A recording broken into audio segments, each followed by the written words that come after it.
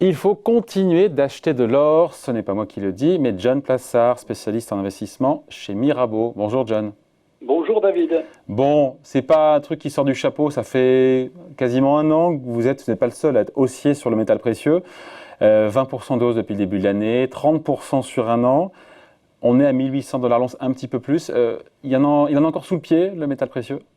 Oui, tout à fait. D'abord, il faut rappeler qu'en 2011, on était à un niveau plus haut. On était à 1900 $ l'once, donc on peut sans aucun problème aller jusqu'à 2000 $ et ultimement 2200 $ l'année prochaine.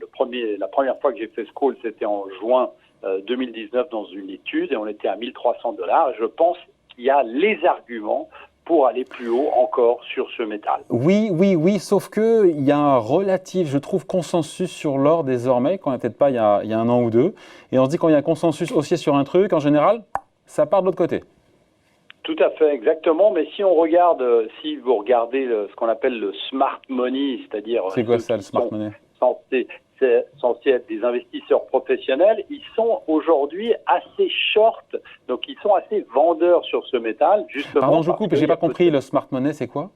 Smart money, c'est les investisseurs professionnels, donc c'est-à-dire en opposition avec les investisseurs retail, qui en fait sont censés, exactement, qui eux sont censés savoir, alors évidemment là-dessus il vaut mieux être contrariant, et eux, ces investisseurs professionnels sont plutôt vendeurs sur l'or. Donc, ce qui me fait dire, d'un point de vue contrariant, que c'est aussi intéressant d'acheter de l'or à ce niveau-là. Mais évidemment, il y a d'autres arguments. Ouais. Quels sont les catalyseurs pour que l'or aille plus haut aujourd'hui? Pas ceux qu'on évoque depuis un an ou deux. Hein.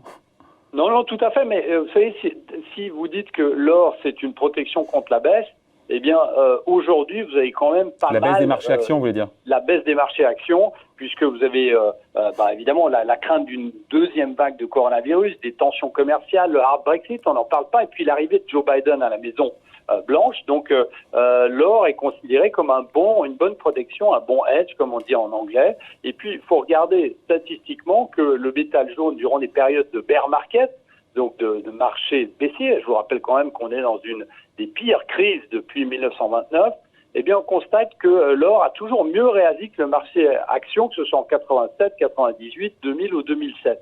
Donc ça, déjà, c'est une bonne chose. Après, l'autre argument qui est vraiment aussi très important, c'est que l'or rapporte plus que les trésoreries. C'est pas vrai, l'or ça rapporte rien du tout, John. Ceux qui sont en territoire négatif, vous voulez dire? C'est les taux négatifs? Tout à fait. Ah oui, pardon.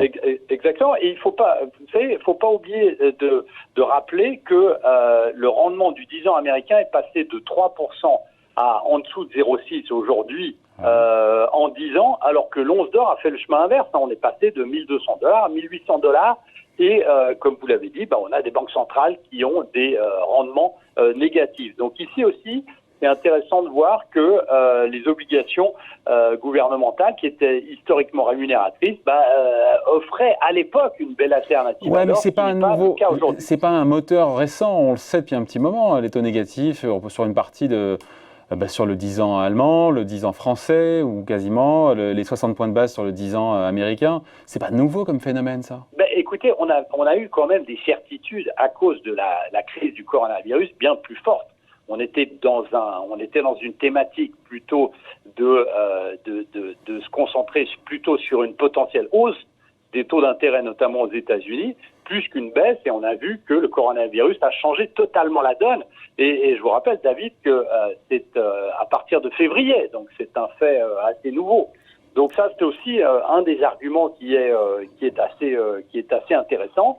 L'autre chose qui est aussi très intéressante à regarder, c'est que comme en 2008, eh bien, on constate que dès qu'il y a des assouplissements quantitatifs massifs qui sont faits de la part des banques centrales, eh bien, à chaque fois, vous avez l'or qui repart à la hausse. Je suis d'accord avec vous là-dessus, mais c'est pas largement intégré dans les cours. On a les montants des QE respectifs de la BCE, de la Fed, on sait où on va déjà, on les a ces infos.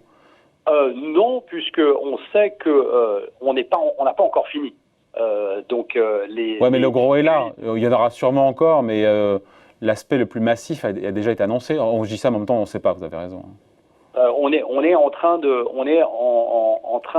notamment aux États-Unis, de subir une des plus grandes crises, comme vous le savez, David, qu'on n'a pas eu depuis 1929. On sait que le reste de l'année va être très certainement extrêmement dommageable pour énormément d'entreprises qui devraient faire faillite aux États-Unis. Donc la Banque centrale se doit d'être tout le temps là. Donc il faut plutôt parier sur une augmentation du bilan de la Fed, si on parle des États-Unis, plutôt qu'une baisse du bilan de la Fed. Ah bah évidemment, à court terme, évidemment, bien sûr. On a cette tendance qui est. Ensuite, il y a une des choses qui est aussi assez intéressante, c'est que l'or est devenu un actif totalement classique. Vous vous souvenez que à l'époque, on disait simplement que l'or montait si le dollar baissait. Vrai, et on a vu qu'en deuxième partie de 2019, l'or est quand même monté, alors que le dollar se raffermissait face à l'euro, et donc son statut de valeur refuge est passé en deuxième plan, et c'est plutôt devenu un actif classique.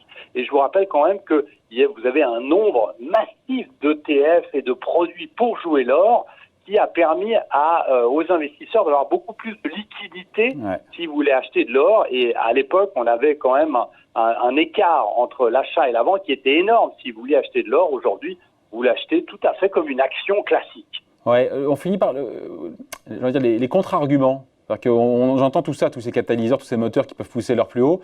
Si on devait se mettre dans l'autre sens, juste quels sont les arguments qui plaident pour que ça monte plus et que ça reste là où c'est aujourd'hui ou pas très loin, l'or? Qu'on soit dans un redémarrage total de l'économie et qu'en fait, on se dise que la seule solution, c'est vraiment d'aller dans les actions, et notamment les actions cycliques en Europe, aux États-Unis, et qu'en fait, l'or revienne en deuxième plan.